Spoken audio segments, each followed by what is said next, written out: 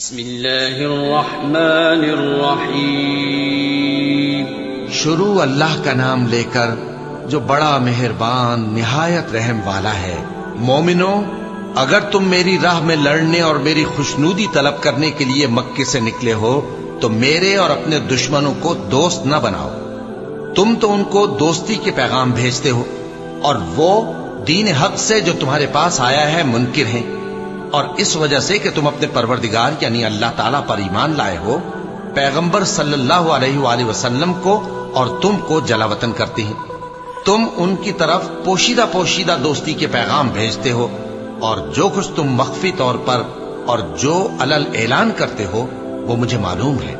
اور جو کوئی تم میں سے ایسا کرے گا وہ سیدھے رستے سے بھٹک گیا۔ اگر یہ کافر تم پر قدرت پالیں تو تمہارے دشمن ہو جائیں، اور ایذا کے لیے تم پر ہاتھ بھی چلائیں اور زبانیں بھی،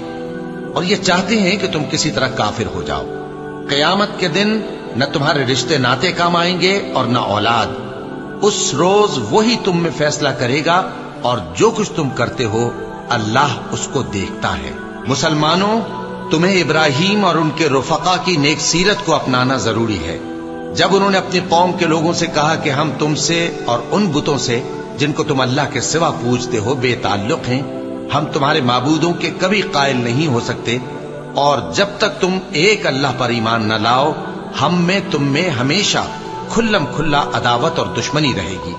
ہاں، ابراہیم نے اپنے باپ سے یہ ضرور کہا تھا کہ میں آپ کے لیے مغفرت مانگوں گا، اور میں اللہ کے سامنے آپ کے بارے میں کسی چیز کا کچھ اختیار نہیں رکھتا۔ اے ہمارے پروردگار،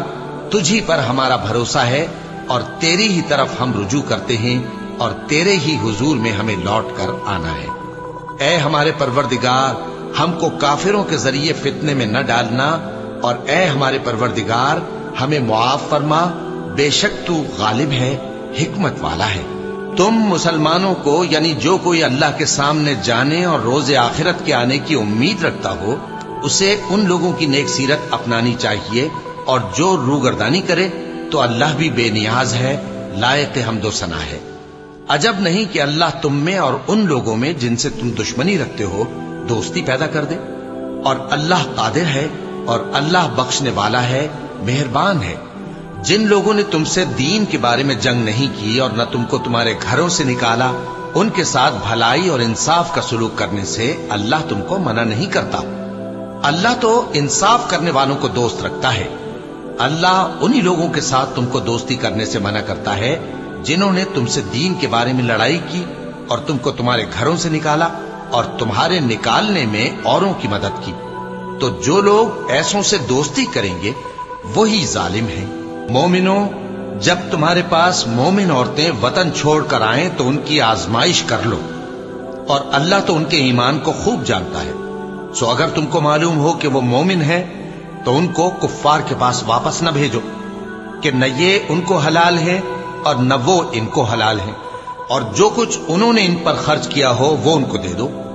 اور تم پر کچھ گناہ نہیں کہ ان عورتوں کو مہر دے کر ان سے نکاح کر لو، اور کافر عورتوں کے ساتھ تعلقات نکاح باقی نہ رکھو، یعنی انہیں کفار کو واپس دے دو، اور جو کچھ تم نے ان پر خرچ کیا ہو تم ان سے طلب کر لو، اور جو کچھ انہوں نے اپنی عورتوں پر خرچ کیا ہو وہ تم سے طلب کر لیں۔ یہ اللہ کا حکم ہے جو تم میں فیصلہ کیے دیتا ہے، اور اللہ جاننے والا ہے، حکمت والا ہے۔ اور اگر تمہاری بیویوں میں سے کوئی تمہارے ہاتھ سے نکل کر کافروں کے پاس چلی جائے اور اس کا مہر وصول نہ ہوا ہو، پھر تم ان سے جنگ کرو اور ان سے تم کو غنیمت ہاتھ لگے، تو جن کی بیویاں چلی گئی ہیں ان کو اس مال میں سے اتنا دے دو جتنا انہوں نے خرچ کیا تھا، اور اللہ سے جس پر تم ایمان لائے ہو ڈرتے رہو۔ اے پیغمبر صلی اللہ علیہ وآلہ وسلم، جب تمہارے پاس مومن عورتیں اس بات پر بیعت کرنے کو آئیں کہ نہ تو اللہ کے ساتھ شرک کریں گی، نہ چوری کریں گی، نہ بدکاری کریں گی، نہ اپنی اولاد کو قتل کریں گی، نہ اپنے ہاتھ پاؤں کے درمیان کوئی بہتان باندھ لائیں گی، اور نہ نیک کاموں میں تمہاری نافرمانی کریں گی، تو ان سے بیعت لے لو اور ان کے لیے اللہ سے بخشش مانگو، بے شک اللہ بخشنے والا ہے، مہربان ہے۔ مومنوں، ان لوگوں سے جن پر اللہ غصے ہوا ہے دوستی نہ کرو، کیونکہ جس طرح کافروں کو مردوں کے جی اٹھنے کی امید نہیں، اسی طرح ان لوگوں کو بھی آخرت کے آنے کی امید نہیں۔ صدق اللہ العظیم۔